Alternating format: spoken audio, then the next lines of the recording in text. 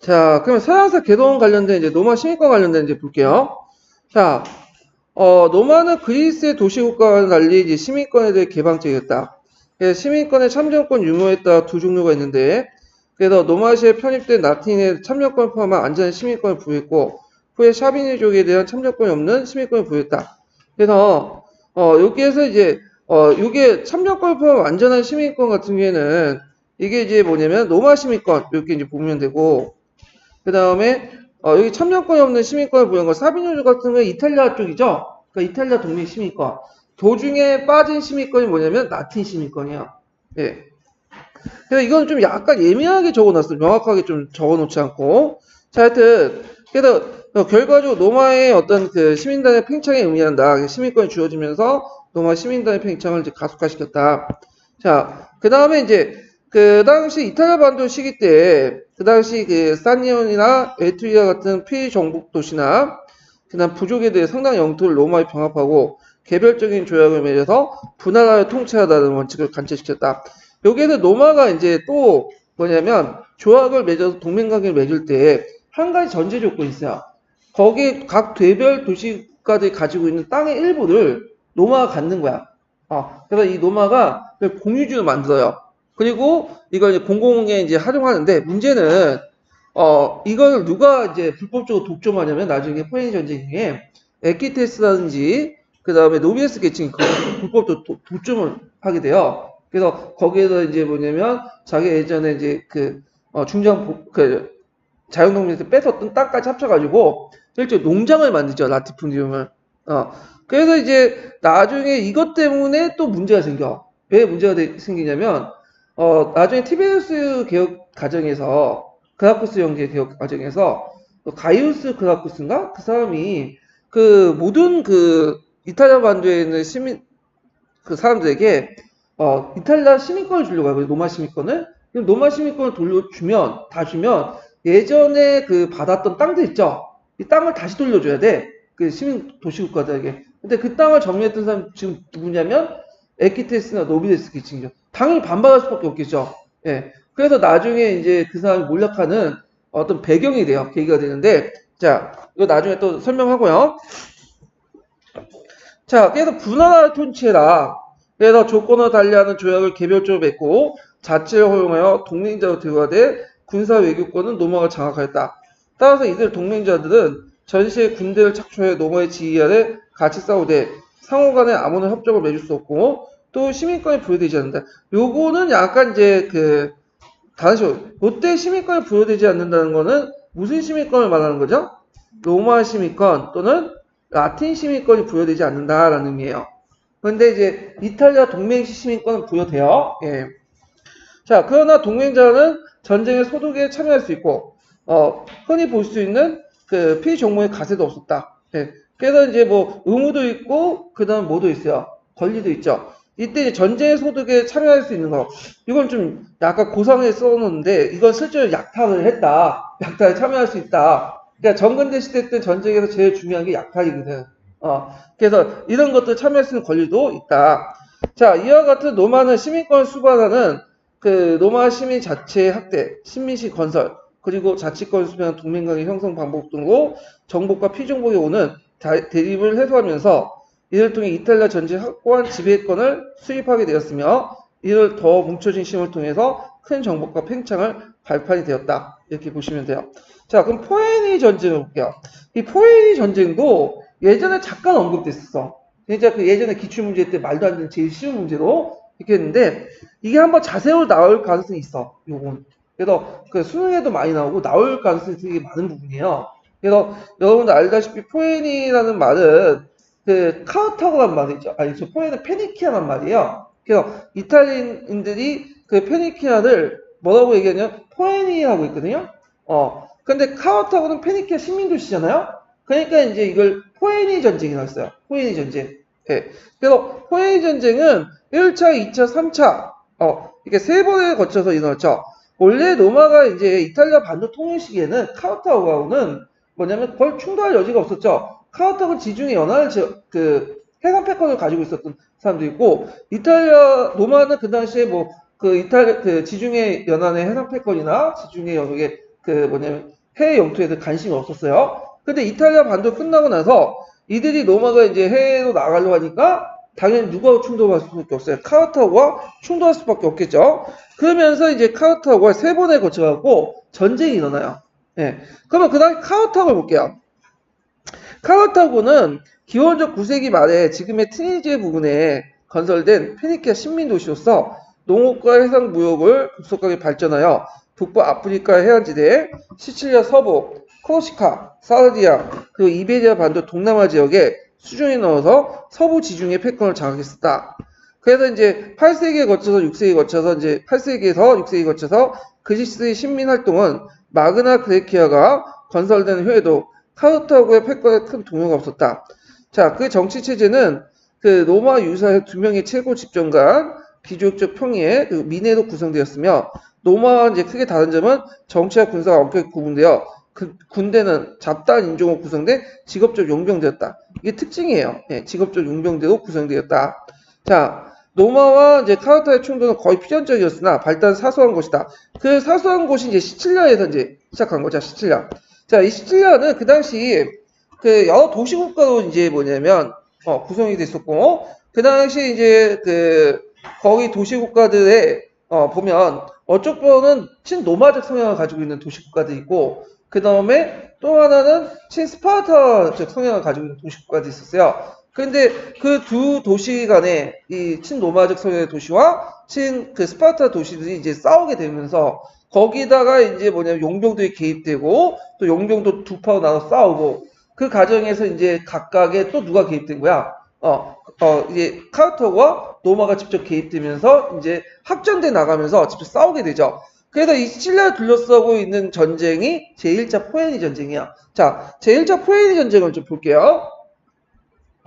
자, 이 제1차 포에니 전쟁은 시칠리아 섬 젠탈전이죠.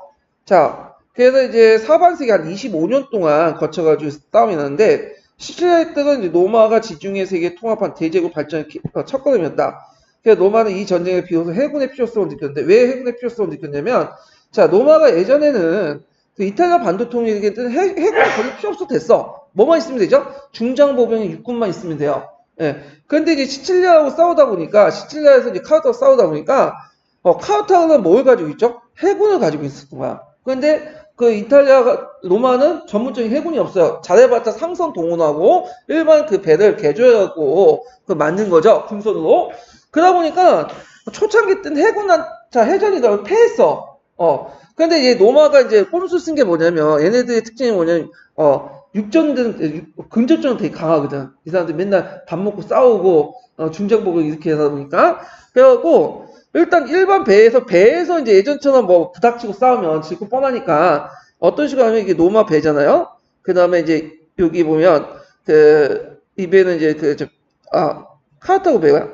예전에 이제 카르타고가 이제 여기 뒤받고 그랬는데 이제 이 어떤 식으로 그 뒤받고 좀 물러나고 그랬는데 이 로마가 이제 어떤 수술이냐면 얘네들 육전이 강하잖아요. 육군이. 그래서 일단 육군을 태워 중장보병을. 그리고 나서 카르타고 배가 이제 적당한 거리를 유지하면서 활을 쏘고 그다음 들이받고 피하고 그런 식으로 하거든요. 근데 얘네들이 이제 그거 하기 전에 가까운 거리 때 딱 고정을 시켜. 이게 뭐냐 까마귀라고 하는 게 있어요. 까마귀 보면 이게 딱 고리가 있잖아요. 까마귀 이렇게 그 발톱 있잖아. 그래서 까마귀 발톱처럼 이렇게 뭐냐면 딱 그 판자에다 까마귀 발톱에 쇠를 하는 거야. 발톱처럼 이렇게 쇠를 갖고 딱 걸어. 그러면 고정시켜 놓죠. 그래 놓고 이제 뭐냐면 그 육군을 여기 건너게 해요. 그러면 주변을 막 화살 쏘잖아요. 그때 이제 중장보병을 가지고 있는 방패들을 딱 맞고 육군을 통과시켜갖고 얘네를 처치시키는 거야. 자, 근데 이거는 이제 일종 꼼수죠. 예. 그래서 얘네들 안 되겠다. 좀 전문적인 해군의 필요성이 있겠다. 필요성을 느끼게 돼. 그래서 해군을 이제 만들기 시작해. 이때부터. 그래서 이제 대함들 건조해서 이제 막강한 육군을 더불어 해군력을 갖추게 되었고, 또 로마는 이탈리아 통일할 때 달리 새로운 획득한 시칠리아를 동맹자 취급하지 않았죠. 이들 뭘로 했다? 속주해가지고 직접 통치를 하게 돼요. 그리고 이제 생산물의 10분의 1을 공나라에 징수했고, 이 징세청부 제도를 도입해. 왜 징세청부는 왜냐면 그 당시에는 초창기다 보니까 행정 관리 시스템이 좀 약간 부족했어요. 그래서 일종의 징세 청구 권한을 이제 일종의 뭐라 그럴까 첨부업자들에게 일종의 하청을 주죠. 그 얘네들이 이제 그 징세 청구를 하고 그중에 일부는 지가 떼어먹고 일부는 노마 정부에 갖다 바치고 그렇게 했어. 그때 징세 청구업자들 주로 누가 했냐? 이 사람은 에키테스가 있어요. 에키테스가. 그냥 나중에 좀 설명할게요. 자, 하여튼 앞으로 이제 제국 조직의 기본적인 틀이 마련됐다. 뿐만 아니라 시칠리아는 그 외 북부 아프리카나 이탈리아 더불어 로마의 곡창 역할을 하죠. 곡창지대 역할. 그리고 라티푼디에 알려진 그 로마의 대농장이 여기에서 시작됐다. 이렇게 했는데 여기에 우리가 라티푼디엄을 이제 좀 보면 되는데 예전에 제가 문제를 냈을 때 어떤 문제를 냈냐면 라티푼디엄 제도가 시작되는 그 전쟁을 쓰시오 했더니 대부분 제2차 포에니 전쟁을 썼더라고요. 근데 제2차 포에니 전쟁은 아니에요. 제2차 포에니 전쟁은 확산된 거지. 거기 분명히 나와서 확산되고 시작된 거는 어디냐? 이 시칠리아부터 해갖고 시작된 거야. 1차 포에니 전쟁 때. 그러면 라티푼디움은 이게 좀 약간 안 맞죠? 라티푼디움 곡창력과 상관없잖아? 이게 이제 뭉뚱그려서 이제 설명했는데, 처음에는 이제 1차 포에니 전쟁 이후에 라티푼디움이라는 것을 만들었어요. 그래갖고 거기에 이제 뭐냐면, 그 곡식보다는 우리가 알고 있는 이제 여러 가지 뭐, 곡물도 있죠? 이런 것들 재배를 했던 거야. 예. 그런데 이제, 곡물보다는 곡식보다는 주로 이제, 올리브나 포도나 이런 것들 재배를 해갖고 이제 했는데, 문제는 제2차 포에니 전쟁 때, 이제 그게 이제 바뀌어진 거야. 왜냐, 2차 포에니 전쟁 때는 그 이탈리아 반도 영토가 어떻게 돼요? 항폐화됐죠. 그러니까 제일 중요한 게 이제 곡물 확보예요. 그러니까 거기에서 이탈리아 반도에서 곡물 확보하지 못하니까, 그래서 이제 시칠리아에서 라티푼디움을 뒤엎고, 새로운 농장, 그러니까 이제 라티푼디움 농장이 아니라 새로운 형태의 농장이 만들어져. 그래서 이제 일종의 콜로세움 같은 그런 농장들이 만들어져요. 그래서 그 콜로세움이 이제 최초로 콜로나투스죠. 제가 말하려는데 콜로나투스가 그 새로운 농장이 만들어지죠. 소작인을 바탕으로 한. 그 소작인 바탕으로 농장이 이 실리아에서 시작한 거예요. 여기에서 곡물 생산하고 그러다가 전쟁이 끝난 다음에 이탈리아 반도에서 이제 라티푼디움이 확산이 된 거야. 예. 그래서 이제 2차 포에니 전쟁 이후에는 시칠리아는 곡물 생산, 그 다음에 저쪽 그 이탈리아 반도에는 라티푼디움을 중심한 올리브나 포도 같은 상품성 작물. 그리고 이제 이때 콜로나투스가 일부 시칠리아에서 이제 형성됐다. 이렇게 보시면 돼요. 그리고 근데 이제 시칠리아가 그 콜로나투스가 이제 확대되기 시작한 것은 나중에 제정 말기 때 확대된 거죠. 그래서 콜로나투스나 라티푼디움이 다 시작은 어디에서 시작했냐면 그 당시 시칠리아에서 시작한 거야. 예. 그게 이제 바뀌고 그래서 있지만 일단은 1차 포에니 전쟁 이후에 라티푼디움이 만들어졌고 그것이 이제 본토까지 확산된 거는 2차 포에니 전쟁 때 이렇게 보시면 되겠죠. 자, 2차 포에니 전쟁을 시작할 때까지 로마는 사르디아 코르시카를 획득했으며 이들은 이제 속주를 만들었고요. 북부 이탈리아에 칼테족이 있었어. 속주가 갈리아인데 있었죠. 이들을 이제 편정했다. 그러면 제2차 포에니 전쟁 볼게요. 자, 제2차 포에니 전쟁 딱 하면 누가 생각나죠? 하니발이 생각나죠. 하니발. 하니발은 어릴 때부터 카우터하고 본국에 있었던 사람은 아니에요. 이 사람은 이제 어디서 자기 아버지가 어디에서냐 그 당시 스페인 지역의 카우터하고의 식민지가 있었거든요. 그 식민지의 총독이었어요. 그리고 이제 그때 그 아버지가 이제 그 당시 노마를 치려고 일종의 군대를 이제 모집하고 훈련을 시켰거든요. 근데 그 아버지가 죽은 후에 그 당시 그거를 가업을 이은 사람이 누구냐면 하니발이야. 그래서 하니발이 이제 뭐냐면 그 가업을 입었고 그 당시 이제 병력을 이끌고 피레네 산맥과 알프스 산맥을 넘어가지고 로마의 북쪽을 치죠. 그럼 우리가 이제 상식적으로 이게 하니발이고 에스파냐고 여기 지역이고 여기가 프랑스죠. 그리고 이탈리아 반도잖아요. 자, 근데 문제는 얘가 병력을 끌고 피레네 산맥을 넘어가지고 쭉 가서 알프스 남목을 넘어가고 이쪽으로 넘어왔단 말이야. 그러면 해군을 통해서 여기 들어가면 되지 않냐? 편하잖아. 근데 굳이 이렇게 어렵게 이렇게 병력을 끌고 두 개의 산맥을 넘어가지고 이렇게 넘어갔던 이유가 뭐냐면 그 당시 해상 패권을 누가 장악하고 있었죠? 로마가 장악하고 있었어. 로마가. 그러니까 해군으로 그 이탈리아 반도로 들어갈 수도 없었어요. 보고할 수도 없었고. 그러니까 이제 어쩔 수 없이 뭐냐면 이제 육군을 이끌고 코끼리 부대를 이끌고 들어가게 된 거야. 그래서 이제 했는데 문제는 이제 알프스山脈넘어가면서 원래는 한 3만 명 정도 병력밖에 가지고 왔다. 처음에 300명, 코끼리가 수십 마리 데리고 왔는데 막상 넘어와가지고 딱 보니까 거의 병력의 반이 죽은 거예요. 코끼리는 한 마리밖에 없었고. 그러니까 이제 그 앞에 북쪽에 무슨 족이 있었다고 했죠? 켈튼족이 있었다고 했죠?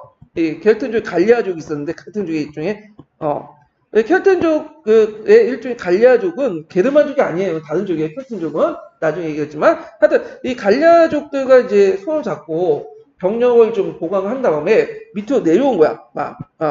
그래서 그 전에 이제 뭐 처음에 이탈리아군이 그러니까 그 로마군이 이 전투에서 여러 전투에서 깨졌어. 이 하니발이 되게 전쟁의 신이거든.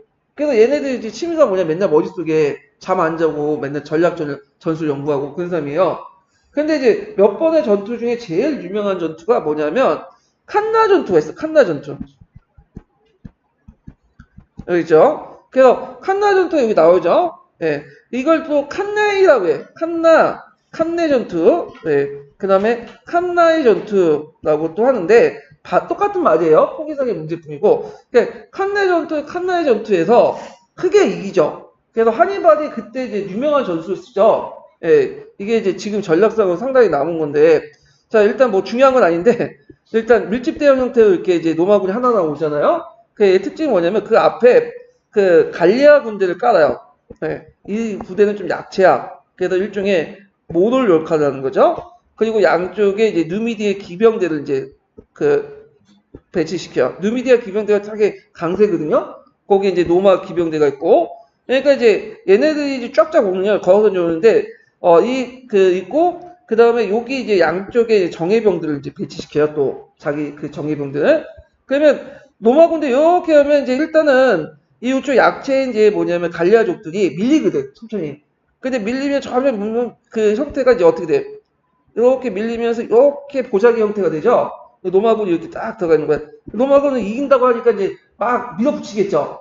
그때 이제 요 로마 기병대를 쳐 없애고 다시 후방을 도와서 이걸 공격하는 거야. 그러면서 이제 보자기로 해갖고 딱 막아버린 거죠. 근데 이제 로마의 그 밑집 보병대들이 나갈 때 너무 나가는 바람에 너무 빈틈없이 나간 거야. 그러니까 이게 빽빽하게 가득 찰 때야. 그러니까 앞뒤로 움직이지 못해요. 그리고 뭐냐면 중장 보면 좀 문제점이 측면 공격이 약하다는 거예요. 정면은 싸워도 측면이 뚫린 거지. 그러니까 양쪽부터 역혈 이제 공격받고 뒤에서 이제 이게 못 오면 맞고 망치로 이렇게 두들기는 식으로 기병대 와서 하나하나 뭐냐면 일종의 이제 로마군들을 학살시킨 거죠. 양파 껍질 이렇게 벗기는 식으로. 그래가지고 그때 로마군들이 거의 90% 이상이 죽어요. 로마를 다 동원해갖고 싸웠는데 한 7만에서 6만 명? 그래갖고 다 죽여버린 거야. 일부 부대만 도망치고. 그러면 이제 승리는 당연히 누구의 승리였어? 하니발의 승리죠. 이미 이제 로마는 군대 90% 이상이 손실됐잖아. 근데 거기에서 이제 미스테리가 하나가 남겼는데 로마를 뭐냐면 공격을 했어야 되는데 로마를 직접 공격하지 않고 그냥 로마 주변만 맴돌고 다니는 거야. 그게 지금 뭐 때문인데 여러 가지 이유가 있지만 이제 두 가지 이유가 있어요. 여기 나온 것처럼 로마가 계속 패전하면 연패를 하면 이게 동맹자들이 자연스럽게 이탈할 것이다 생각을 했어. 근데 실제로 딱 보니까 까보니까 남이탈리아 몇 개 도시 외에는 이탈을 안 했어요. 그 이유가 뭘까? 이게 제일 중요한 건데 로마 시민권 때문이죠. 그래서 이제 로마는 시민권을 철저하게 이용해가지고 뭐냐면 그 로마 동맹 도시들의 상부 지배층과 손을 맺었잖아요. 그러니까 이런 것들이 크게 작용됐다고 학자들 보고 있어요. 그러니까 로마를 배신하는 것보다 로마를 배신한 하니발을 부르는 것보다는 로마의 일원으로서 계속 싸워가지고 자기들이 지배층으로 올라가는 게 낫겠다 한다는 거지. 그래서 페르시아가 한두 번의 전쟁으로 그냥 무너졌잖아. 그러니까 그 줄을 이제 확 바꿨죠. 근데 요 로마 같은 경우에는 그대로 유지됐어, 동맹 관계가.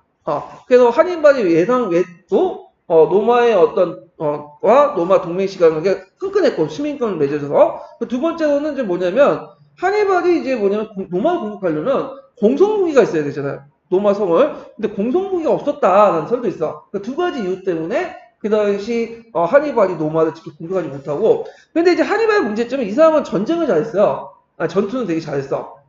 근데 전쟁을 못했죠. 왜냐면 전투를 하는 과정에서 곳곳에 이겼지만 전쟁이라는 게 전투만 잘해갖고 하는 게 안 돼요. 그러니까 항상 중요한 게 보급 물자들이 필요하죠. 하니발은 보급 물자를 못 받았어요. 본국부터 이제 해상 통로 맡기다 보니까 못 받지. 그리고 이제 와도 이제 해군에 차단당하지. 그리고 이제 그 이후에 로마군들은 이제 직접 싸우는 것보다는 그냥 하니발이 오면 피하는 방식으로, 일종 게릴라 방식으로 소모전을 하죠. 그 사람이 이제 파피우스라는 사람이 있어요. 그래서 파피우스 전략, 지연 전략 이런 것들 해가지고 로마의 병찬이 점점 지원을 못 받으니까 점점 소모전을 해가고 병력이나 이런 것들이 감소되죠. 거기에다가 스키피오가 이제 어딜 치죠? 이 스킬 바다 건너가지고 자기 본국을 공격한 거야. 그러니까 하니발이 헐리우드도 해가지고 이제 건너왔는데 이때는 이미 하니발이 이제 거의 지친 상태였고 결정적으로 이제 하니발의 주력군이었던 그 누미디아 기병대가 또 누구한테 붙냐면 이제는 하니발의 편이 아니라 저또 로마 편에 붙어버린 거야. 그래가지고 자마 전투에서 결국에는 어떻게 돼요? 하니발이 똑같은 그 자기 예전에 썼던 방식을 스키피오한테 당할 뿐이죠. 그러다가 이제 나중에 도망 다니다가 결국에는 독배 마시고 죽게 되고 자살하게 되는데 하여튼 이때 이제 하니발을 격퇴했던 사람이 유명한 로마의 명자 누구예요? 스키피오죠. 그리고 이때 이제 유명한 이제 전투가 여기는 칸나이 전투만 나왔는데 자마 전투라고 있어요. 이게 되게 유명해요 또. 그래서 하여튼 그래서 이제 하니발이 이제 이탈리아를 이제 여기 나와 있네 자마 전투. 그래서 자마 전투 해가지고 결국에는 그 카르타고가 이제 운명이 다 했고요. 그래서 다시 이제 이제 조약을 맺게 돼요. 그래서 카르타고가 이제 어떤 조약을 맺게 되냐? 자, 자기 군대를 이제 축소시키고 최소한 유지시키고 그리고 모든 해외 식민지를 포기하게 돼요. 그러면 다 로마에 넘어가게 되죠. 스페인 조차도 로마에 넘어가게 돼. 물론 그 전에 스키피오가 이제 한바탕 이제 시적고 다면서 다 점령을 해놨지만, 자, 그래서 이제 그 카르타고는 그 주변에 본국만 남아있는 거야. 근데 이제 또 약속을 먹었는데 로마한테 너네들 전쟁을 할 경우에 누구의 허락을 받아라? 자기의 허락을 맡아라. 그랬는데 보였고 이제 하다 보니까 이 카르타고가 점점 성장해서 또 배상금도 그냥 갖고 몇 년 만에 그리고 점점 성장하니까 이거 놔두면 안 되겠다. 지금 미국이 중국 죽이려고 하잖아요. 패권을 유지하면 중국을 밟아야 되잖아. 그러니까 카르타고를 밟을 필요가 있겠죠. 그래서 이제 일종의 전쟁하는 명분이 필요하죠. 그러니까 누미디아 그 밑에 있는 왕의 무슨 명령을 카르타고를 쳐라. 그러니까 카르타고를 쳤어. 근데 카르타가 열받아가지고 한번 우리 우리 싸우게 해달라고 이제 요청했는데 로마가 거절하죠. 그리고 나서 계속 치니까 열받아갖고 이제 로마의 승인 없이 곧바로 군대를 동원해갖고 누미디아 군대를 격파시키거든요. 근데 이걸 핑계로 잡고 이제 로마가 공격해 들어와요. 그래서 결국에는 이제 로마의 대군이 이제 들어오니까 카르타고가 멍청하게 이제 로마의 말을 믿었던 거지. 그러면 우리가 항복할 테니까 이제 조건이 뭐냐? 너희들 가지고 있는 무기를 갖다 우리한테 바쳐라. 그래, 알겠다. 갖다 바쳤는데, 웬걸? 계속 공격해 온 거야. 아니, 무기를 갖다 바쳤는데, 왜 그러냐? 그 말 믿냐? 하면서, 하니까 이제 자체적으로 안 되겠다 해갖고 정신 차리고 이제 그 안에서 한 2년, 3년 동안 농성을 했어요. 결국에는 로마에 의해서 어떻게 돼요? 무너졌죠. 로마가 이제 거기에 이제 성인 남자들 다 죽이고, 여자들하고 어린애들 노예로 갖다 팔고, 그 성벽 다 무너뜨리고 거기다 이제 소금까지 뿌려가면서 사람을 살지 못하겠어. 그래서 이때부터 완전히 카르타고가 이제 멸망을 하게 돼요. 그래서 이제 1차, 2차, 3차 전쟁을 거쳐가지고 이제 전쟁이 끝났다. 이렇게 해서. 자, 그러면, 다음 넘어와서 이제 2차 포에니 전쟁에 승리하면서 그 다음에 서부 지중해 패권을 장악한 로마는 더 나아가서 이제 동부 지중해 패권까지 장악을 하죠. 그래갖고 이제 방향을 돌려가지고 헬레니즘 국가들 이제 하나하나 공격해 들어가요. 자, 일단 이제 제2차 포에니 중에 로마는 아드리에 해적 소탕을 위해서 해안 연안에 이제 일리아 지역에 이제 그 지역에 진출했고, 그 다음에 마케도니아 약간 충돌하면서 제1차 마케도니아 전쟁이 일어났고, 그 다음에 제2차 마케도니아 전쟁 등등등 일어났는데, 이 과정에서 이제 마케도니아와 전쟁을 통해서 마케도니아 전쟁뿐만 아니라 그리스 전역을 또 지배를 하게 되죠. 자세한 내용 그냥 각자 읽어보세요. 자, 그 다음에 뒤에 넘어가서 이제 2차 마케도니아가 얼마 끝난 후에 그 소아시아 지역에 이제 페르가모 왕이 있었어요. 페르가모 왕이 조그만 왕국이었는데 예전에 설명한 것처럼 거기에 왕이 좀 약간 친로마적이었어. 그래서 자기가 죽을 때 이 사람이 유언으로서 그의 왕국을 로마에게 기증을 해요. 그래서 이때 이제 아시아에서 최초의 수준을 만들었고요. 자, 그리고 이제 더 나가서 이제 그리스의 그 아카야 동맹이 이제 로마에 반항하니까 진압을 하고, 그래서 이제 마케도니아 그리스 지역을 완전히 장악을 하기 시작해요. 예. 그래서 이제 요 내용들 좀 기억을 해두시면 돼요. 동부 지중해 장악 내용들 뭐 상대적으로 좀 중요성 떨어지니까 넘어갈게요. 자, 그러면 이제 이렇게 로마가 이제 뭐 서부 지중해, 동부 지중해 이렇게 전국 정책을 통해서 확장해 나갈 때 이때 이제 로마사의 큰 사회적 변화가 일어나죠. 이때부터 이제 공화정 후기 때로 넘어가기 시작하는데, 자, 그 내용을 보면요. 자, 로마가 서부 지중해 패권을 장악하고 헬레니즘 세계를 정복하여 전 지중해 세계를 지배하는 대제국 팽창해 나감에 따라 로마 사회는 중대한 변화가 일어났고, 그 위에서 이제 이게 공화정에 큰 영향을 줬다. 자, 순조롭게 진행된 정복 사업은 로마에게 강대한 영토와 막대한 수입을 가지고 왔다. 그런데 이게 문제는 그 활발한 정복 용토, 그 정복 활동을 통해서 피는 중장 보병층이 흘렸죠. 근데 그 가시는 누가 따왔냐면 그 전쟁에 참여하지 않았던 에키테스나 그 노비데스 계층이 얻게 된 거야. 예. 그래서 이제 문제가 됐죠. 그래서 그 가시를 고르게 분배받는 게 아니라 특정 계층이 그 특히 전쟁에 참여하지 않는 극소수 계층들이 그 가시를 따먹으면서 사회적 양극화나 여러 가지 이제 문제점이 일어나죠. 그 계층이 뭐냐면 노비데스와 그 에키테스 두 개 계층이죠. 자, 그래서 이제 있는데, 자, 그러면 요 관련된 공화정 말기 때 그 사회 형성과 관련된 부분들을 좀 그 서강 읽기 전에 좀 정리를 좀 해보고 넘어갈게요. 자.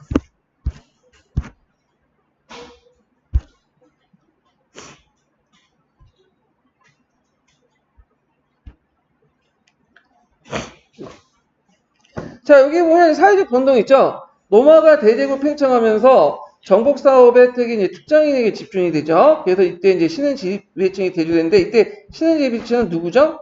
에키테스죠. 자, 그래서 중소농민들이 몰락해서 프로레타르 계급이 되는데, 그럼 가정을 보면요. 자, 장기간의 군복무로 인해서 자영농이 몰락하고, 특히 중장 보병층의 아시드위, 계층이 아사드위 계층인데, 이게 좀 단데 아사드위 계층이 자격을 상실하고, 무상 계급 쪽으로 이제 계급 전락되죠. 이들이 이제 뭐냐면 그 자기가 가지고 있는 땅을 항부자 되다 보니까 갖다 팔아. 그리고 어디로 올라가죠? 저기 로마로 올라가. 그러면 무산자 계급이라는 건 뭐야? 프로레타 계급이 된 거야. 프로레타 계급. 자, 특히 이제 포에니 전쟁, 포에니 2차 전쟁 때 농지가 확보됐는데 왜 농지가 확보됐어요? 2차 전쟁은 전쟁이 어디에서 일어났어? 이탈리아 본토에서 일어났죠. 그러니까 하니발이 시쫓고 다니는 거야. 로마는 공격하지 않아도.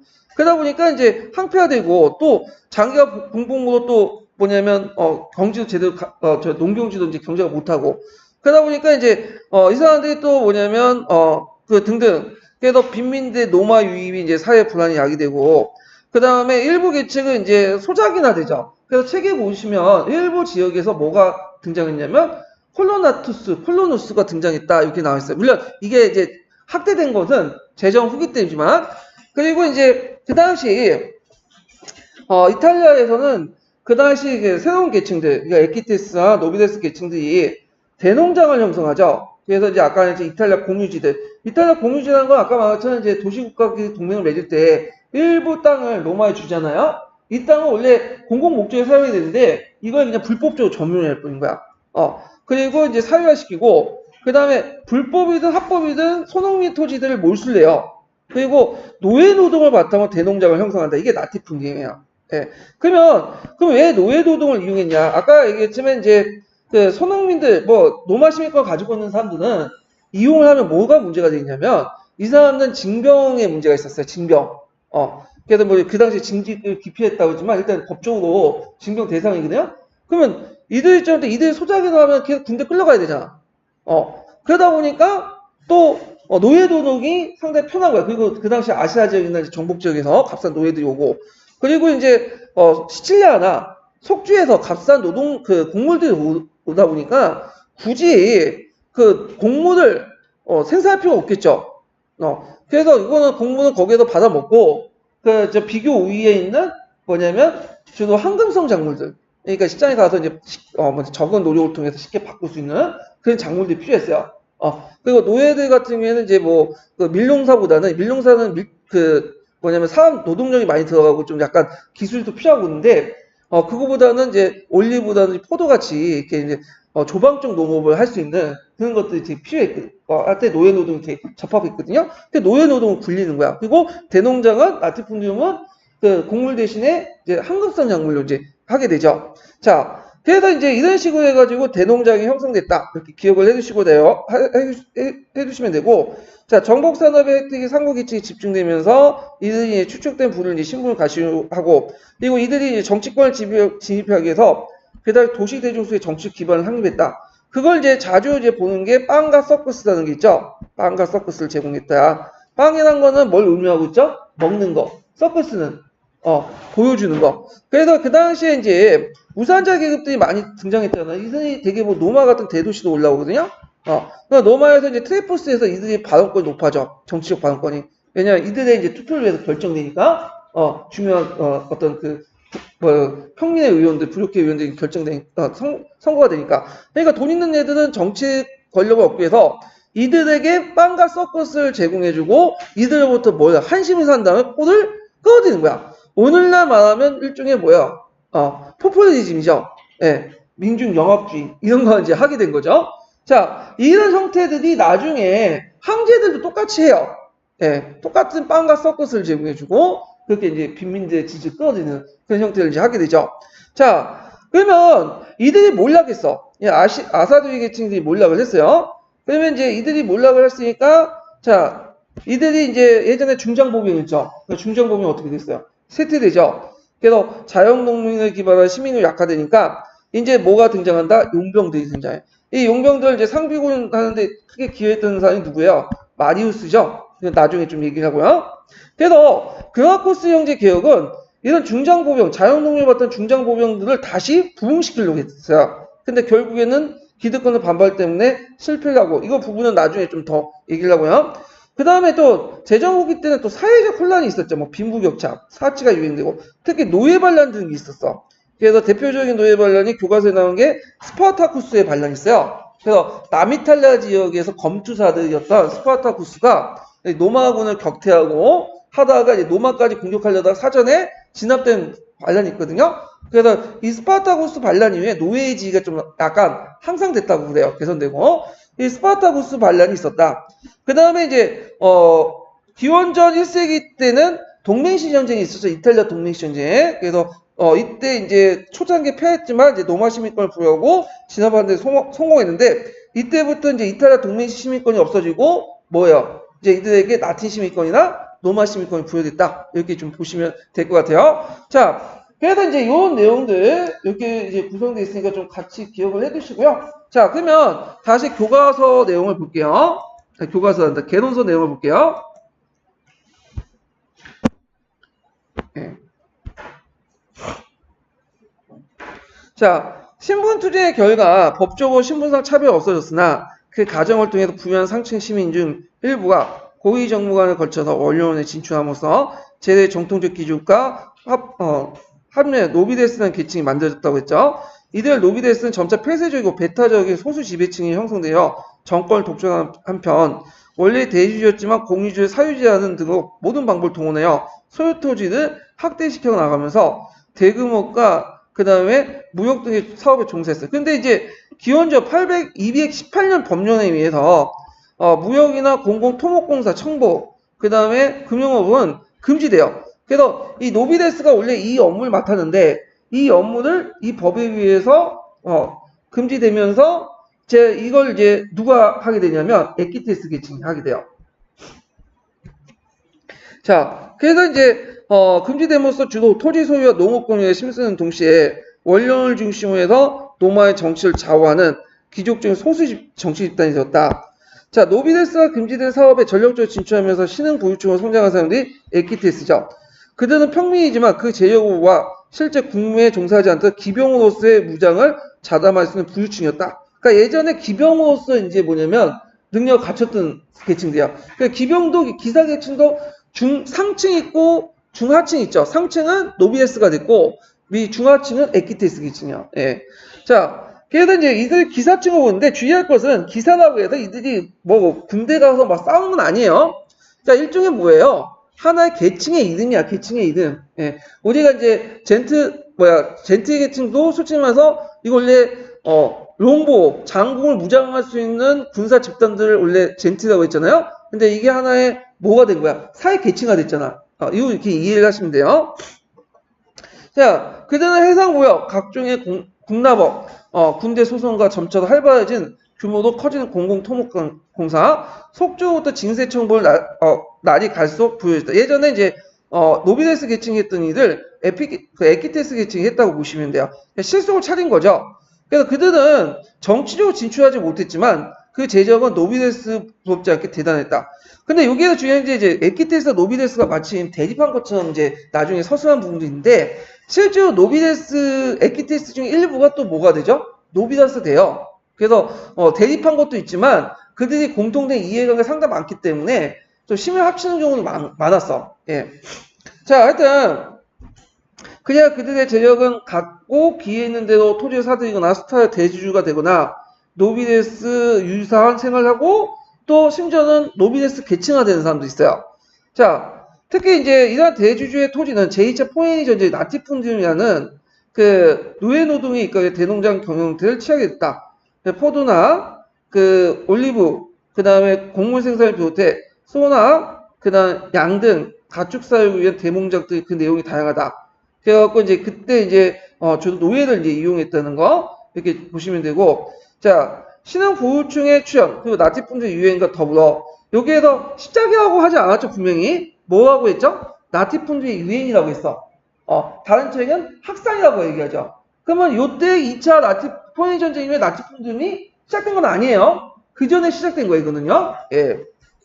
자, 그래서 노마사의 매우 중요한 변화는 자유농민층의 몰락이다. 거듭되는 전쟁의 주력으로 종군한 자유농민들의 인명피해가 컸고 제2차 포에니 전쟁 같이 직접 본토에서 장기간의 전투에서 벌어진 경우에 농토의 황폐도 심하였다. 그래서 대농장의 경영과 대농경영의 유행과 더불어 속초부터 공나병시와 홍수처럼 곡물이 쏟아지는 상황에서 중소규모의 농업경영을 유지할 수 힘들었고 결국에 토지는 그들이 이제 가지고 있는 토지는 부유층에게 넘겨지게 되죠. 검문세가들에게. 자, 그래서 이들이 몰락을 해가지고 결국에는 뭐냐면 프롤레타리아 계급이 되고 그 다음에 자연스럽게 중장보병만 세력들로 어떻게 몰락하게 되죠. 중장보병도. 그래서 이것을 이제 바로잡기 위해서 나타난 사람이 누구냐면 그라코스 형제예요. 그라코스입니다. 자, 그라코스 형제 개혁은 상당히 중요하죠. 시험 문제 많이 나오고요. 그러면 그라코스 형제 개혁에 관련해서 한번 정리를 좀 해보고 넘어갈게요. 자, 그라코스 형제 개혁 볼게요.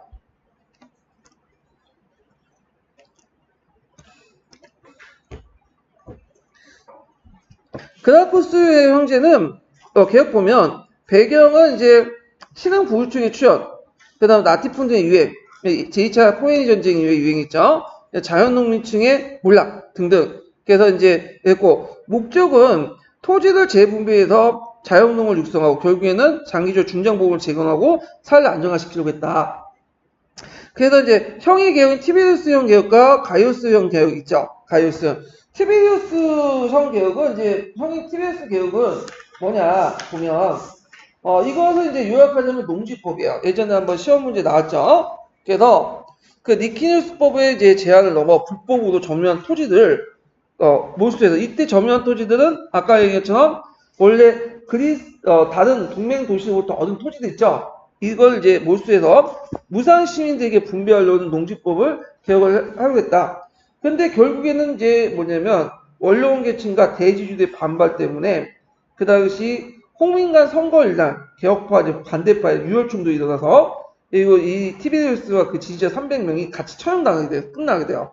이거는 상당히 중요한 게 뭐냐면 점유한 토지들 누가 가지고 있어 이거? 원로원 계층들과 에키테스 계층들이 가지고 있죠. 그러니까 이 사람이 실수한 게 뭐냐면 기득권자를 이제 뭐냐면 그 노비에스와 에키테스 같이 묶어가지고 공격한 거죠. 그래 안 되겠다. 그래서 가이우스는 형의 개혁의 실패를 이제 사회로 실패의 근원 삼아서 첫 번째 한 게 뭐냐면 그 지지세력을 결집시키고 원료원 세력을 고립해. 그러니까 에키테스를 우대하면서 원료원 세력을 고립시키는 그런 정책들을 하게 돼요. 그래서 이제 여기에서는 안 나와있지만 일단 그 에키테스에게 뭐 별조도 분리시켜 특별한 신분을 표지를 부여하고 그리고 소아시아 예전에 이제 진세 특권이나 속주 법정 배신들 같은 거 예전에 원료원들이 가지고 있었던 그런 것들을 에키테스에게 줘요. 그래서 에키테스하고 원료원 계층을 이간을 시켜. 그리고 나서 자신에게 또 이제 민중들의 지지를 끌려고 그다음 시장가보다 싸게 곡물가격을 파견해요. 판매를 해요. 그래서 이제 있고 카르타고의 영토에 식민실 건설 무산시민을 이주시키는 등 이들의 민중들의 또 지지를 받게 돼요. 예. 그래서 이제 나름대로 에키테스와 그 다음에 그 당시 곡물법을 통해서 민중들의 지지를 받은 것을 바탕으로 해서 나름대로 이제 개혁을 하려고 했는데 문제는 이 문제들 새로운 토지 법안을 부족하게 통과하면서 그게 아니라 하려고 했는데 그 당시 이제 왜 분열이 됐냐 이게 개혁층이 이제 지지층이 왜 반대를 했냐면 이제 돌아서게 됐냐면 이탈리아 동맹 시에게 뭘 부여했죠? 로마 시민권을 부여하는 정책 때문에 이제 갈랐습니다. 그러면서 지지 세력들이 분열이 돼. 이게 이제 결정적인 거야. 자, 일단 아까 이탈리아 동맹 시에게 로마 시민권을 부여하면 물론 나중에 부여했지만 어떤 문제점이 생길까요? 그 공유지들을 다 내부 토해내야 돼. 그러면 어떻게 되겠어? 에키테스하고 그 다음에 노비에스 가지고 불법적인 토지도 어떻게 토해내야 되겠죠? 당연히 반다고 에키테스가 이제 뭐냐면 원래 지지 세력에서 다시 돌아서게 되고 민중들이 일제 올 때는 좀 그런 거지. 자기가 아무리 못 먹고 못 살아도 이제 꼴에 로마 시민이라는 자부심이 있었는데 옆에 이제 뭐 그 이탈리아 동맹 시민권이나 그런 가지는 사람들에게 똑같이 취급받는다? 나는 사회적인 어떤 심리적인 어떤 하락? 자기의 지위 하락? 이걸 느낄 거 아니야. 그러니까 또 반대. 결국에는 이제 지지층이 이반호 해가지고 이 사람이 공격을 받게 되고 이 사람도 끝말이 안 좋아요. 그래가지고 이제 나중에 어떻게 돼요? 죽게 되죠. 돌 맞아 죽어. 이 사람은. 네. 그래서 실패했다. 그래서 예전에 한번 시험 문제 나왔던 것이 이제 농지법하고 그 다음에 시장가격보다 싸게 곡물법 두 개가 나왔어요. 그 외에도 이제 그 가이우스 개혁 같은 게 좀 복잡하거든요. 네. 이것도 이제 같이 기억을 해두시고요. 그러면 개혁의 결과 어떻게 됐냐? 일단은 그 별족사를 지배하는 원료를 반드시 실패했고 두 개로 나눠져 별족파하고 민중파. 그래서 별족파는 누굴 대변하고 있죠?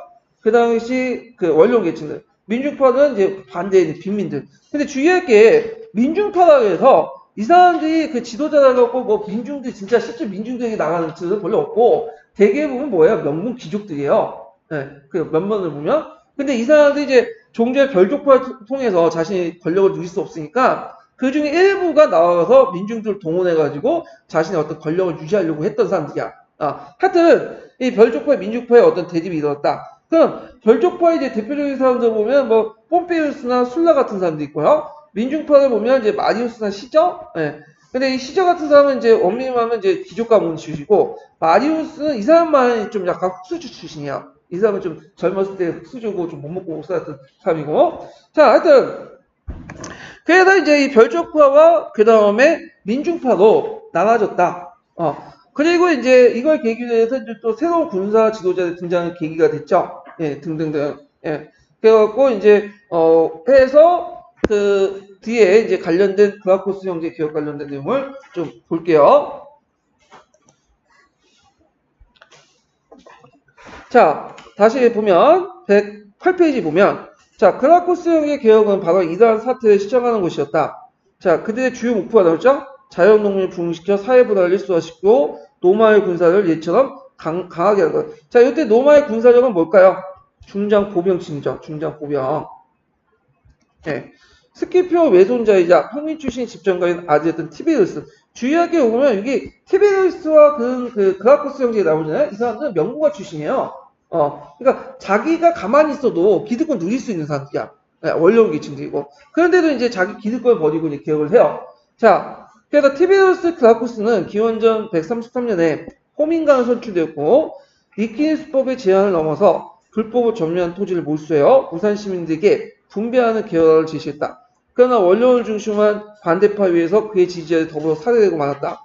그 다음에 그의 이제 동생이었던 가이우스가 있죠. 가이우스는 더 강범위한 사회 지지를 확대하려고 원료를 고집시켜 목적을 달성했다. 그래서 누구를 친구를 만든다고 했어? 그 당시 에키테스와 그 다음에 또 빈민층을 끌어들이죠. 그래서 에키테스에게 이제 여러 가지 이제 하기 위해서 이들에게 별적으로 분류시켜 특별한 신분 표지를 주게 되고, 그 다음에 예전에 그 당시 속주의 소아시로부터 징세권이나 속주의 착취를 법적 배시원 자격을 원래는 노비에스가 가지고 있었는데 에키테스에게 주고, 아마 이게 이제 좀 돈이 되는 자리인 것 같아. 네. 자, 그 다음에 빈민들의 또 지지를 끌려고 그 당시 곡물법을 만들었죠. 가난한 시민들에게 시장가격보다 싸게 곡물 판매했다. 첫 번째고, 두 번째로는 카르타고의 영토의 식민지 건설에 무산시민을 이주하는 방안을 민중에 지지했다. 그래서 세부적으로 물어볼 수 있어요. 에키테스를 지지하는 지지를 이끄는 방안과 민중들을 지지하는 방안, 이거 외워두시고, 예전에 한번 곡물법 관련된 나오는데 여기에서 곡물법을 왜 이제 실시하는가 좀 볼 필요가 있어. 우리가 보통 로마 공화정 말기 때 보면 곡물 가격이 쌌어요, 비쌌어요? 일단 비쌌죠? 아니, 쌌죠, 싸. 아시아부터 나오는데, 근데 문제는 전반적으로 싼 거지. 실질적으로 모든 시기에 그 뭐냐면 곡물이 싼 건 아니에요. 그 당시 그나쿠스 형제가 이제 뭐냐면 그 집권했던 그 시기에는, 그러니까 있었던 시기에는 그 당시 이제 로마 시기가 약간 불황기였어요. 불황기였어. 그러다 보니까 이제 곡물 가격이 좀 약간 올라갔거든요. 곡물가가 올라갔어. 그러다 보니 빈민들이 일시로 타격을 얻었던 거야. 그래서 곡물 가격을 좀 낮춰서 정부가 이제 시장 가격보다 좀 약간 재정을 풀어가지고 곡물 싸게 판매를 했던 거예요. 그래서 요거는 로마 공화정 말기 때 우리가 이제 도식적으로 외웠던 곡물 가격이 쌌다. 근데 뭐 쌌는데 더 풀었냐? 그게 아니라 그때는 일시적으로 불황기이기 때문에 비쌌고, 그래서 이제 빈민들을 위해서 재정을 투입해갖고 시중 가격을 낮게 판매했다. 이렇게 이제 이해를 해주시면 될 것 같아요.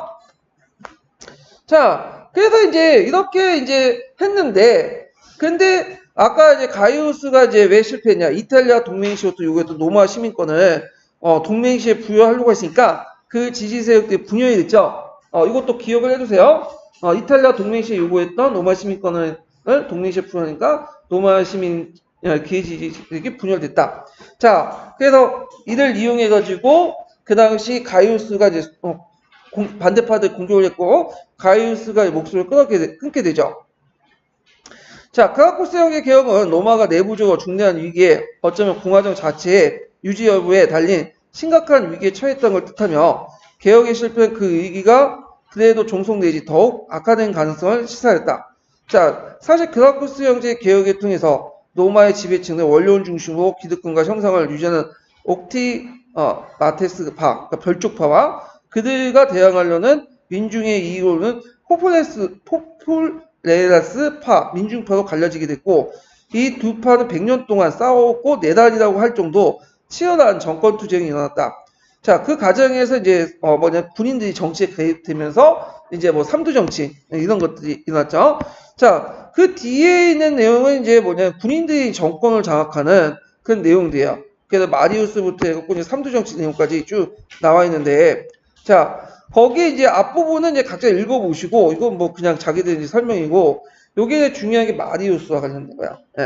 자, 아까 치면 이제 별쪽파하고 누가 싸운다 했어요? 민중파들이 싸우면서 장군들이 이제 정권 투쟁에 결합돼요. 그 단서가 열었던 사람이 누구냐 하면 이 마리우스야. 그래서 마리우스와 관련된 내용이 예전에 한번 기출문제 2번 정도 나왔어요. 그래서 상당히 중요한 인물이야, 이 마리우스가. 그래서 이제 마리우스 개혁을 보기 전에 일단 이제 그 내용을 한번 군인 정치가 관련된 내용들을 한번 정리하고 넘어갈게요. 자, 군인 정치가들 관련된 부분 보면, 자, 배경을 보면 사병화된 군인들을 이제 정치에 개입을 해요. 그러면서 원로원이 가두 지배체를 붕괴시키고 독재의 권력을 확립했다. 자, 그 기원을 출발을 얻었던 사람이 마리우스라는 사람인데, 이 마리우스는 예전에 한 2번 정도 이미 나왔어요. 이 피보호제와 관련돼서 나왔고, 마리우스의 병제개혁과 관련돼서 또 나왔죠. 배경을 보면 아까 이제 자연독립 몰라고 종전의 시민군 유지가 되게 곤란했죠. 중장보병을 바탕으로 한. 그러다 보니까 이제 마리우스는 그 당시 로마 그 국고 대도시에 있는 프로레타 계급의 어떤 잠재력을 이용한 거야. 이들을 이용하면 뭐 충분히 군사력을 발휘할 수 있겠다. 그래서 자기의 돈을 풀어가지고 이들에게 이제 무장을 공급해주고 그 다음에 공급도 받고 복무가 끝난 다음에 이쪽에 퇴직금으로 토지도 급여를 해줘요. 자, 이런 정책을 해. 그러니까 예전에 군대들은 전쟁이 나면 먹을 거, 그 다음에 입을 거, 그 다음에 뭐 저희 무장 다 누가 준비했지? 자담을 했죠. 자기 부담으로. 근데 이제 이때는 마리우스가 해주는 거야.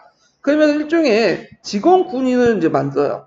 자, 그 결과 보면 자, 국가에 대해 충성보다는 장군의 충성이 앞섰죠. 왜 그러냐면 장군이 뭐냐면 돈을 주니까. 그때부터 이제 장군이 이들에게 이제 돈을 주고 또 부유한 사람이 돈을 주면서 일종의 사병을 만드는 거야. 그리고 이들을 이끌고 와가고 정치에 기입해요. 그래서 이 파행적인 정치 형태가 제1차 삼두 정치, 제2차 삼두 정치 이런 것들이죠. 그 다음에 로마사의 갈등과 원로원의 무력화를 이용해서 정치 무대에 등장했다. 군인 정치가. 그래서 대표적인 정치 형태가 삼두 정치다. 이렇게 보시면 돼요. 이 무력화라는 것은 이제 원로원이 무력을 가지고 있는 게 아니라 원로원이 이제 이 로마 공화정 말기 때 상황을 잘 대처하지 못한 거야. 그러니까 위기 관리 능력이 상실된 거죠. 이걸 얘기하고 있는 거야. 그러니까 원료를 못하니까 그 역할을 누가 해준 거야? 군인들이 와가지고 하는 거잖아. 자, 그러면 이제 슐라를 보죠. 슐라는 그 마리우스의 이제 부하 장수였어요. 원래는. 근데 이 마리우스는 이제 평민 이제 진짜 수주인데 슐라는 일종의 금수주야. 출신이 좀 달라 이 사람은 부하 장수였지만 출신이 달라. 이들은 이제 그 슐라는 일찍이 이제 그 포포스 왕의 1차 포포스 왕의 1차 미트라단데스 반란을 진압을 하고 그 당시 이걸 바탕으로 해서 권력을 이제 점점 명성 올라가게 되죠. 예. 그래갖고 이제 나중에 자기 상관이었던 마리우스와 대립을 하게 돼요. 그리고 원로원과 결탁을 하고 그 다음에 이제 하는데 이 마리우스가 그 당시 이제 그 제대병들에게 토지 분배를 하려고 하는데 문제는 이 원로원들이 이제 토지 분배할 때 문제를 둘러싸고 자기 땅을 건드니까 반발하게 된 거야. 그러니까 그걸 이용해가지고 그 당시 슐라가 그 원로원 세력과 손을 잡고 마리우스 세력을 제거를 해요. 그리고 자신이 정권을 장악하게 돼. 그 다음에 더 나아가서 자, 반대파들을 재단을 몰수하고요. 그리고 이제 주 반대파는 뭐예요? 이 사람이 이제 별쪽파니까 민중파겠죠. 그리고 나서 재단을 몰수하고 추종자에게 분배를 해요. 그리고 노예로 이제 친위들을 구성하고 종신 독재감을 취임하고 평민회와 호민간 권한을 축소해. 이거는 어떤 의미가? 평민파의 어떤 권력 구조를 약화시키는 거죠. 그리고 반대 원로원들, 그러니까 별쪽파의 권력 구조를 강화시키기 위해서 원로원 이웃을 2배 늘려요. 그리고 이 사람들 주로 좌파 사람들 기용을 해. 그러니까 이런 그 슐라의 정치는 종전의 그 로마 공화정을 파행화시키는 거지. 그래서 종전의 로마 공화정의 특징이 뭐예요? 서로 간의 세력 균형을 서로 간의 어떤 권력 균형과 견제가 있었죠. 근데 권력 균형과 견제를 파행시켜서 어디에다 힘을 몰아준다? 원로원으로 이렇게 몰아준 거죠. 그래서 이제 이런 그 어떤 파행적인 정치 구조를 만들었다. 이게 이제 슐라가 예전에 한번 잠깐 기출문제에 언급됐었어요. 그러니까 이제 좀 기억을 해두시면 되고요. 그래서 이제 이렇게 있고 그때 이제 어떤 문제가 나왔냐면 제가 불러드릴게요. 96년도에 나왔던 건데 자 슐라는 종신 독재가에 되어 로마 공화정의 정통을 유지하고 평민파 세력을 탄압했다. 맞죠? 그러면 로마 공화정의 정통을 유지하는 내용을 쓰시오. 이렇게 쓰면 어떡할까요? 자 이거는 아까 아침에 말한 것처럼 일단 평민회와 호민간 권한을 축소하고 원로원의 위원수를 늘렸다. 이렇게 쓰면 돼요. 네, 그래서 종전의 견제와 균형의 원칙을 붕괴시켰다. 이렇게 보시면 되는데 자, 그 다음에 이제 등장한 사람들이 그 폼페이우스야. 이 폼페이우스는 자, 이 폼페이우스는 특징이 뭐냐면 이 사람은 별쪽파 출신, 명문가 출신 이 사람도. 근데 슐라와 달리 슐라는 너무 민중파를 탄압하고 원료를 강조하면서 예전에 로마의 국제를 무너뜨렸잖아요. 예. 근데 이 사람은 자신이 별쪽파이지만 평민층에 접근을 해요. 그래갖고 이제 그 당시 슐라의 반동적인 어떤 그 국제 원상을 회복하고 민중파의 지지를 받죠. 그래서 이제 종전의 호민관이나 부족의 권한을 다시 이제 부활시키고요. 그다음 원로원 수도 예전처럼 이렇게 축소시키고 그렇게 이제 활동하죠. 그러면서 이제 뭐냐면 있는데 이때 이제 클라우스하고 폼페이우스가 그 이제 서로 이제 대립을 하고 있었고 요때 누가 일어났냐면 시저가 있어요. 시저. 원래 시저는 벌 볼 일 없는 사람이었어. 이 사람이 원래. 원래는 이제 클라우스와 폼페이우스가 이제 대립을 하고 있었는데 시저가 갑자기 등장한 거야. 시저가. 근데 이제 이때 뭐라고 하냐면 폼페이우스와 클라우스가 싸우니까 얘들 중재시켜 주겠다 하면서 자기가 앞장서서 뭐 클라우스 폼페이우스 중재법도 만들고 그래서 자기는 볼 것도 없는데 이제 이렇게 한 거죠. 그리고 자기는 이제 빚도 많이 지니까 빚을 좀 청산할 필요가 있었어요. 그래가지고 어디 갈리아 원정을 나가죠. 그래서 갈리아 원정에서 막대한 부를 축적해서 빚을 다 청산을 했다고 그래요. 그래서 이 사람이 나중에 갈리아 원정에 나가면서 큰 성과를 거두면서 이제 뭐가 되는 거죠? 부각이 되는 거야. 그러면서 이제 폼페이우스, 클라우스스, 그 다음에 카이샤르, 시저 이렇게 이제 3두 정치가 했다가 나중에 이제 클라우스는 떨어져 나가고요. 카이샤르, 폼페이우스가 싸우죠. 누가 이겨요? 카이샤르가 이겨. 그래갖고 카이샤르가 이제 시저 갈리아에 있는 병력들을 이끌고 와가지고 넘어갔잖아요. 그래가지고 이제 폼페이우스가 어디로 도망가냐면 이집트 도망가. 근데 이집트 도망가고 했다가 그때 이제 클레오파트라한테 목이 잘리죠. 클레오파트라 목이 잘리는지 아직 그 동생이었던 포트로마이오스 11세인가 그한테 잘리든지 목이 잘리고 갖다 바치니까 이 시저가 열받아가고 내가 죽여야지 왜 너네들 죽이냐 했는데 그때 이제 클레오파트라가 이제 포트로마이오스 11세 남동생하고 이제 공동왕이었거든요. 근데 남동생하고 그냥 근친을 내갖고 결혼했어. 좀 이상해. 그 동네가. 그러니까 자기가 이제 뭐냐면 왕이 독점하고 싶으니까 몸을 바친 거지. 일종의 어느 날 성상납을 한 거야. 그래서 결국에는 카이샤하고 그 클레오파트가 눈을 맺은 다음에 거기서 아들까지 낳는데 카이샤는 다시 돌아오게 되죠. 그리고 나서 또 두 번째 사람이 누구냐? 안토니우스가 이제 오게 되잖아요. 예, 이건 나중에 얘기하고요. 자, 하여튼 시저를 볼게요. 시저는 예전에 한번 시험 문제 나왔어. 자, 시저는 갈리아 정벌을 하죠. 갈리아 정벌. 그래서 갈리아는 오늘날 어느 지역이냐면 프랑스 지역이야. 그래서 프랑스의 켈튼족의 일파였던 갈리아라는 족이 있었거든요. 그래서 이제 이들을 이제 뭐냐면 하려고 했는데, 자, 갈리아 정벌을 왜 했냐? 여러 가지 설이 있지만 일단 에스파냐 육상 통로 확보하기 위해서 했다. 왜냐하면 이제 이 당시 에스파냐가 있고 이탈리아 반도가 있고 여기 프랑스가 있는데 에스파냐는 로마 영토죠. 이탈리아 반도. 근데 중간에 뭐냐면 이 갈리아 지역, 프랑스 지역은 켈튼족이 살고 있어. 그러니까 육상 통로를 확보하기 위해서 뭐냐면 이 갈리아 정복을 하려고 했다. 또 어떤 설은 이제 스위스의 헬버트족이 있어요. 헬버트족. 예. 스위스의 헬버트족이 예전에 사막민족이었거든요. 근데 이들이 그 이탈리아 국경 지역을 공격해 들어온 거야. 그래서 포를 한 명 잡아보니까 헬버트족 그 포로가 하는 말이 우리는 이제 이걸 해서 로마를 격파하고 유럽을 제패하겠다. 안 되겠다. 이들이 이제 이들도 이제 뭐냐면 헬버트족도 일종의 켈튼족이다. 켈튼족 조져야 되겠다. 그래가지고 켈튼족 약화시키기 위해서 이제 했다는 설이 있어요. 두 가지 설이 있는데, 근데 주의할 것은 아까 말했죠. 켈튼족에 속하는 갈리아든 그 다음에 헬버트족이든 이들은 게르만족이 아니에요. 그래서 우리가 이제 게르만족하고 갈리아족하고 이제 헷갈리시는데 그럼 게르만족이 아니에요 지금. 게르만족은 오늘날 더 북쪽에 있는 민족이야. 독일이나 그런 쪽에 스칸다비아 광도 있고. 근데 왜 갈리아 정기가 게르만의 풍습을 알 수 있는 중요한 그 정기가 되냐? 그건 뭐냐면 갈리아를 정복하는 과정에서 그 당시 게르만족들이 켈튼족을 일부 지원해줬어요. 관여했고. 그래서 게르만 관련된 내용이 좀 있어. 그래서 이제 그 얘기를 하는 거야. 근데 갈리아와 게르만은 다른 민족이다. 이렇게 기억을 해주시면 돼요.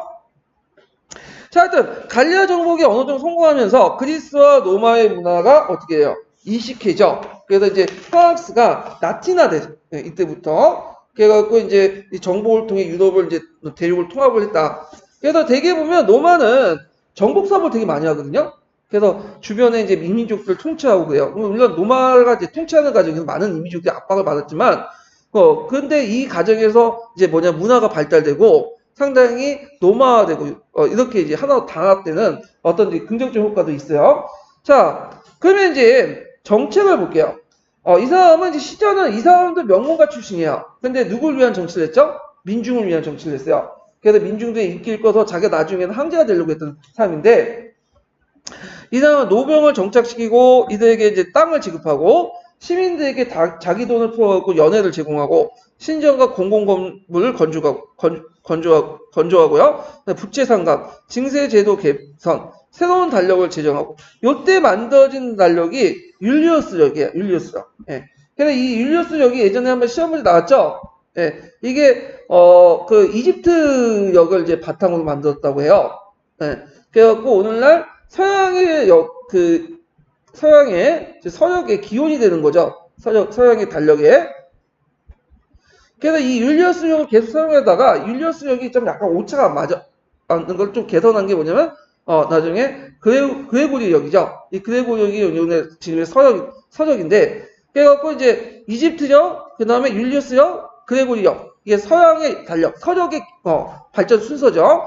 자, 그 다음에 하페에 이제 자신의 초상화가 생겼다. 이게 되게 중요한데 예전에는 로마의 지도자들이 하페에 자신의 초상을 새기지 않았어요. 이건 어디에서만 한 거야? 저쪽 동방 그 전제군주 국가, 그러니까 그 오리엔트의 풍습이지 그 로마의 풍습은 아니거든요. 근데 이때부터 이제 자기가 점점 황제가 되려고 하는 꿈을 키우게 되죠. 그 다음에 이제 카르타고와 코린도의 신민실 건설 가난한 이주민을 이주하고 그다음 북부 이탈리아 갈리아족이 있었다죠. 갈리아족들과 그다음 시칠리아의 라틴 시민권을 부여하고요. 그다음 군주제 수입을 하고 있지만 공화주의 정통을 지키려는 공화파들에게 암살래. 그래서 이제 이 공화파들은 되게 어떤 사람들, 민중이라고 생각하면 안 돼요. 이 사람은 원로원 세력들. 그러니까 별쪽파라고 이제 보시면 되겠죠. 그래서 그 대표적인 게 이제 브루투스죠. 브루투스. 예. 그래서 브루투스가 그 일당 한 15명이 이제 모여가지고 시저를 죽이는데 이때 이제 유명한 말이 브루투스 너 맞아. 너 믿었는데 내 예전에 여자친구의 아들이었는데 내가 평소에 아끼고 그래 사랑해 키워줬던 애인데 죽이다니 나를 하면서 이제 하죠. 근데 이 시절 보면 되게 인복이 없어요, 이 사람이.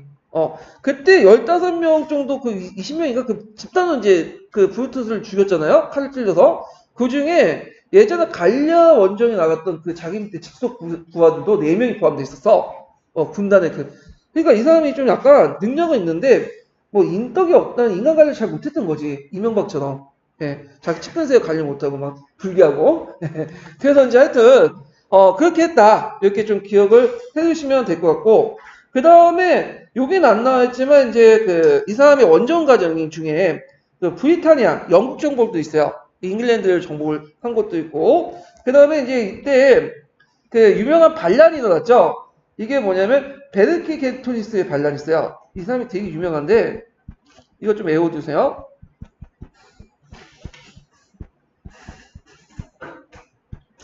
이 사람은 갈리아족의 수장이야. 예. 그래서 이제 이 사람이 맨날 왜 갈리아족이 로마한테 당할까? 그러니까 프랑스에 있는 갈리아족이 그걸 생각해 보니까 이 사람이 갈리아족들 부족 단위로 생각하니까 맨날 분열된단 말이야.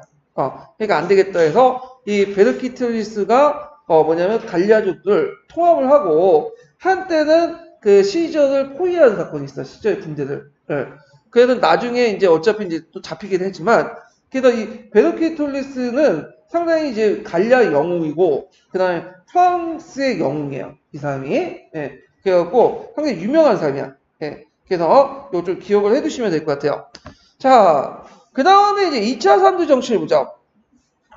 2차 삼두 시저가 이제 죽고 나서 이제 유언장을 남겼는데 그 유언장에 보면 자기의 그 후계자를 정해놨어요. 근데 나들 안토니우스를 정할 거예요. 왜냐면 이제 안토니우스가 그 부하 장수 중에 제일 유능했거든요. 근데 안토니우스를 정했지 않고 누굴 정하냐면 옥타비아누스를 정했어. 옥타비아누스. 이 옥타비아누스는 오늘날은 이제 뭐냐면 갑툭튀죠. 갑자기 튀어나오는 애야. 듣보잡이고. 그러니까 그 당시 이제 그 시저가 자기의 그 누나인가요? 누나의 하여튼 누나의 아들? 그러니까 조카 정도 되는 얘를 이제 양자로 삼아가지고 해고 그들 이제 그리스에 유학을 보냈거든요. 그걸 정해놓은 거야. 그러니까 옥타비아누스에 급히 들어가고 이제 했는데 문제는 안토니우스 권력이 있잖아요. 그러니까 안토니우스가 이제 잠시 연합 정치를 해요. 그리고 있다가 이제 다시 그 사람하고 갈려지게 되죠. 그리고 나서 이제 뭐냐면 이 안토니우스가 멍청하게 로마에 있지 않고 어디로 튄 거야. 저쪽 이집트 튀었다가 거기에서 이제 클레오파트라 짭짝꿍하고 또 안토니우스가 또 시리아 원정하고 아르메니아 원정할 이집트 이라크 원정할 때 그 땅을 뭐 이집트 갖다 바치니 뭐 그 마운드 하고 그러다 보니까 이제 많은 로마인들이 누굴 지지하나 옥타비아누스가 이제 지지하게 되죠. 그래서 이제 안토니우스와 클레오파트라 연합군하고 옥타비아누스가 싸운 전투가 있어. 이게 뭘까요? 악티움 해전이죠. 악티움 해전. 그래서 예전에 한번 시험 문제 나왔잖아요. 그래서 안토니우스하고 옥타니우스가 서로 간에 이제 갈등을 있는 가운데서 그 악티움 해전에서 크게 이기잖아. 이 악티움 해전은 어디에 있냐면 지금 예전 레파톤 아시죠? 레파톤. 그 지역이 악티움이에요. 예, 똑같은 지역 이름만 바꾸면 그리스 지역의 연안구지. 근데 실제 이제 옥타비아누스가 이 악티움 해전에 이끌었던 거 아니고 그 옥타비아누스의 유명한 부하장수 아그리파라는 사람이 있어. 많이 들어봤죠? 그 여러분 미술 시간 때 맨날 조각상 그릴 때 아그리파 그 조각상 그리잖아요? 이게 아그리파야. 그래서 이 옥타비아누스는 정치에는 상당히 능해요. 이 사람이. 근데 문제는 군사적 능력이 없어. 그러니까 그 군사적 능력을 누가 이제 시자가 죽을 때 아그리파에게 이제 그걸 이제 부탁을 했거든. 그러니까 아그리파가 실제 군사적 역할을 한 거야. 근데 중요한 거는 이제 창업기 때는 그러니까 중요한데 나라를 운영하고 통치할 때는 군사적 능력 필요 없죠. 정치를 잘해야지. 그러니까 전쟁이 끝나고 그거 정치가 시작되잖아. 그래서 이 안토니우스가 옥타비아누스가 이 정치를 이제 맡긴 게 정치를 그 시저의 기대대로 뭐냐면 잘했던 거지. 그러니까 그때 안토니우스가 자기가 시저한테 왜 후계자 지적받지 못하고 지명받지 못한 걸 잘 생각을 했어야 돼. 다 이유가 있는 거야. 얘는 군사적 능력이 있지만 정치 능력이 없었던 거야. 정치적 능력이 있었으면 클레오파트라고 아무리 사랑의 눈을 멀어도 붙어서는 안 되지. 예. 자, 하여튼 이 악티움 해전의 의미 꼭 외워두세요. 일단 헬레니즈의 패망됐고 첫 번째. 왜냐하면 정치적 의미로서 헬레니즈 마지막 왕국이었던 포톨로마이오스 왕조가 이 전투에서 끝나게 되죠. 그 다음에 지중해 세계가 완전히 로마의 세계권에 완전히 통합되죠. 그래가지고 이제 동지중해, 서중해 해서 이제 로마가 일종의 지중해가 로마의 호수가 되고, 그 다음에 로마 안에서 이제 공화정월 정통을 보수했던 공화파가 후퇴하는 계기가 되고, 그리고 이제 이집트를 점령하면서 이게 예전에 시험 문제 나왔죠. 이집트가 그 당시에 최고 곡창지대였죠. 그래갖고 옥타비아누스 경제 기반을 확보했고, 이집트는 또 황제가 직접 통치하는 곳이야. 네, 직속령이죠. 그래서 이제 이런 것들. 그래서 요거 예전에 시험 문제 나왔으니까 좀 기억을 해두시면 될 것 같아요. 최근에 서양사 그 시험 문제 보면 무슨 전투들이 많이 나와. 무슨 전투들. 그래서 전투의 뭐 내역을 몰라도 그 뭐냐면 전투의 명칭 정도는 정확히 파악할 필요는 있어요. 그리고 제가 예전 토전사, 토코메트 전쟁사에 그 내용이 자세히 나와. 그래서 이제 요 내용도 이제 좀 심심할 때마다 봐주시는 것도 좋을 것 같아요. 제가 이거 틀어주고 싶은데, 이거 못 틀어줘. 제가 유튜브에 해갖고 연결해서 보여주고 싶은데, 예전에 역사전을 한번 보여줬잖아요. 근데 그거 괜히 올렸다가 그 유튜브에서 차단당했어요. 그래서, 놀래. 아마 그게 있나봐. 프로그램이 있어가지고, 이게 차단시킨 프로그램이 있나봐. 그래서 그때 1시간 정도 다시 편집해서 올렸거든요. 도저히 못 보여드리겠고, 제가 그 밑에다 동영상 링크는 좀 달아둘게요. 그냥 직접 보세요. 이거는요. 예. 그러면 좀 쉬었다가 그 다음에 이제 부분을 할게요. 관련된 내용은 서기에서 읽어볼게요.